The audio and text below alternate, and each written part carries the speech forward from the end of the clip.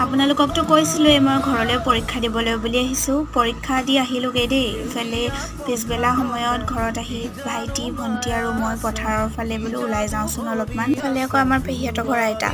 তাৰপাছত এয়া দেখিছেনে আমাৰ ঘৰৰ ফালে পথাৰবিলাকত ধান ওলালেই।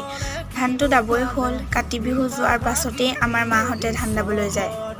পিছবেলা সময়ত গাঁৱলীয়া পৰিৱেশটো ইমান ধুনীয়া হৈ থাকে। দেখিছেনে গোটেইখন সেউজীয়াই ভৰপূৰ। ইফালে মই আইতাহঁতৰ ঘৰলৈ বুলি আহিছিলোঁ। এজোপা হৈছে গোলাপ ফুল, ইমান ধুনীয়াকৈ ফুলি আছে নহয়। তাৰপাছত এইফালে আমাৰ ভণ্টিহঁতক ক'লোঁ আহ ব্লগত ওলাবি। সিহঁতৰ যিহে লাজ।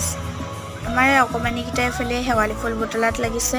এইফালে ময়ো দুপাহমান বুটলি লৈছোঁ। আগতে যে সদায়ে বুটলিছিলোঁ ৰাতিপুৱা। এয়া আইতা আমাৰ। আইতাৰ ওচৰত মই বস্তু এটা নিবলৈ বুলি আহিছিলোঁ, যিহেতু আজি হোষ্টেল যামগৈ। পিছে নেক্সট ভিডিঅ'ত লগ পাই আছোঁ ৰাইজ। আজিৰ ভিডিঅ' ইমানেই।